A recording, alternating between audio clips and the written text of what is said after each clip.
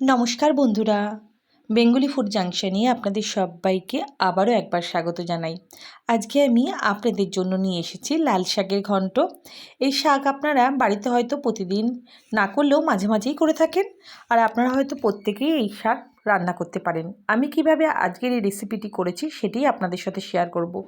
আশা করি আপনাদের ভালো লাগবে, আর ভালো লাগলে কিন্তু একটি লাইক দিতে ভুলবেন না, আর কেমন হয়েছে সেটি আমাকে কমেন্ট করে জানাবেন। আজকে যদি আপনারা আমার চ্যানেলে নতুন ভিজিট করেন তাহলে চ্যানেলটি সাবস্ক্রাইব করে পাশে থাকা বেল বাটনটি চাপ দিয়ে দেবেন, তাহলে আমি যখনই কোনো নতুন রেসিপি দেবো আপনারা খুব সহজেই দেখে নিতে পারবেন। এখানে দেখুন আমি লাল শাক নিয়েছি, ভালো করে ধুয়ে কেটে রেখেছি। এর সাথে সাথে এখানে নিয়েছি কাঁচা লঙ্কা চেরা, রসুন, সামান্য চিনি, সামান্য লবণ ও হলুদ। এর সাথে এখানে নিয়েছি সর্ষে ও শুকনো লঙ্কা।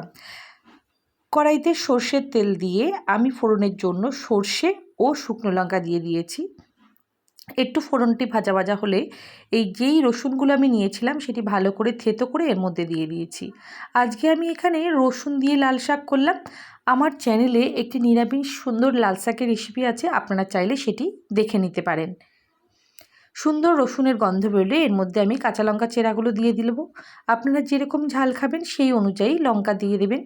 এরপর কেটে ধুয়ে রাখা শাকটা আমি এর মধ্যে দিয়ে দিচ্ছি।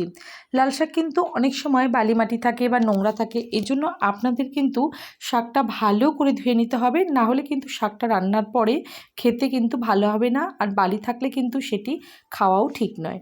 এরপর সামান্য লবণ দিয়ে আমি শাকটিকে ঢাকা দিয়ে নরম হতে দেব।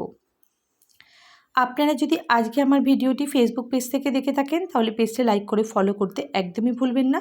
আর প্রত্যেক বন্ধুদের কাছে অনুরোধ রইল ভিডিওটি স্কিপ না করে পুরো ভিডিওটি দেখার, তাহলে আপনারা ঠিকঠাকভাবে রেসিপিটি বাড়িতে তৈরি করতে পারবেন।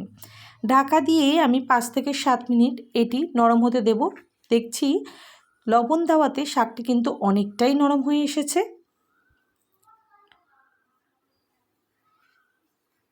এরপর নাড়াচাড়া করে নিচ্ছি আমি ভালো করে। এখানে আমি দিয়ে দেবো এরপর সামান্য হলুদ দিয়ে আরও একবার ভালো করে মিশিয়ে নিচ্ছি। শাকের জলে শাকটি প্রায় সেদ্ধ হয়ে এসেছে। এরপর ভালো করে মিশিয়ে নিয়ে আমি আরও কিছুক্ষণ ঢাকা দিয়ে শাকটি রান্না করতে দেব।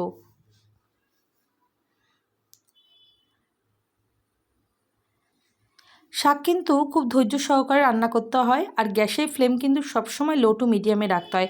হাই ফ্লেমে কিন্তু শাক রান্না করলে সেই শাক কিন্তু খেতে ভালো হবে না। দেখুন কতটা শাক ছিল, এবং সুন্দরভাবে রান্না হতে হতে পরিমাণ কিন্তু অনেকটাই কমে এসেছে। যা জল ছিল সেটাও কিন্তু সুন্দরভাবে শুকিয়ে গিয়েছে, এবং শাকটি ঠিকঠাকভাবে রান্নাও হয়ে গিয়েছে। এরপর গরম গরম ভাতে এই সুন্দর লাল শাক পরিবেশন করুন।